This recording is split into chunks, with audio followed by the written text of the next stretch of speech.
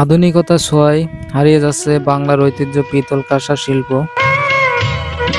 নিত্য নতুন ceramic, melamine কাঁচ ইত্যাদি সামগ্রী সহজলভ্য হওয়ার মানুষ পিতল কাঁসার ব্যবহার একেবারেই কমিয়ে দিয়েছেন। নিকট অতীতীয় পিতল কাঁসা সামগ্রী গ্রাম বাংলার ঘরে ঘরে নিত্য ব্যবহার হিসাবে দেখা যেত। বর্তমানে আধুনিকতার ছোঁয়ায় সাথে সাথে এসবের ব্যবহারের ভাটা পড়েছে। ঢাকা জেলায় বৃহত্তম উপজেলা ধামরাই এলাকায় কাঁসা পিতলের জন্য বিখ্যাত ছিল। এই সময় শুধু বাংলাদেশে নয়, দেশের বাইরেও হয়েছিল প্রচুর চাহিদা। এছাড়া বিদেশি পর্যটকরা একসময় কাঁসা পিতলের মধ্যে কারুকার্য খণ্ডিত বিভিন্ন দেবদেবী ও জীবজন্তুর প্রকৃতি জিনিসপত্রগুলো নিয়ে যেত। কিন্তু এই পিতল কাঁসা শিল্পের ঐতিহ্য আজ নানা সমস্যার কারণে হারিয়ে যেতে বসেছে। এই ঐতিহ্যবাহী শিল্পের সাথে জড়িত শিল্পী ও ব্যবসায়ীরা বর্তমানে অভাব অনটনে দিন কাটাচ্ছে, তাদের দেখারও কেউ নেই। পিতল কাঁসা শিল্পে জড়িত শিল্পীরা পৈতৃক পেশা ছাড়তে বাধ্য হচ্ছেন।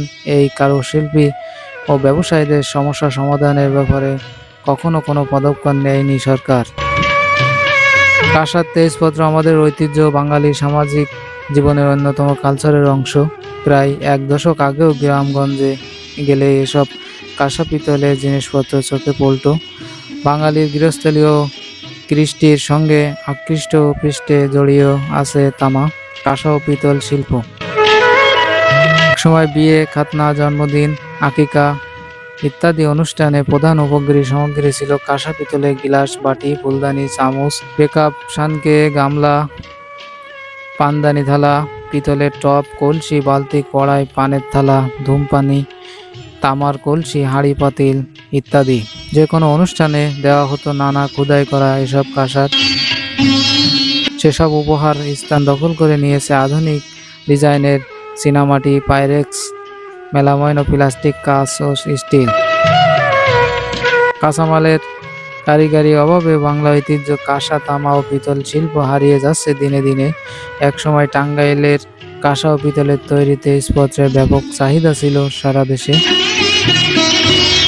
দেশের চাহিদা মিটিয়েও কাঁসা ও পিতলের তেজপত্র বিদেশে রপ্তানি হতো। সুদৃশ্য কারুকার্য ও অনুপম গুণগত মানের জন্যই কাঁসার কদর ছিল। টাঙ্গাইলে কাঁসা ও পিতলের তৈরি তেজপত্র একটি প্রসিদ্ধ হয়ে উঠেছিল। কাঁসা ও পিতলের অপূর্ব শিল্পকর্মের জন্য ব্রিটিশ সরকার কাঁসা ও শিল্পের মধ্যে নাম করা অনেকেই প্রশংসা ও পদকে ভূষিত করেছিলেন। তবে বর্তমানে সময়ের তারতম্যের কারণে এবং কাঁচামালের সরবরাহের কারণে এই শিল্পটি এখন বিলুপ্তির পথে চলে গেছে।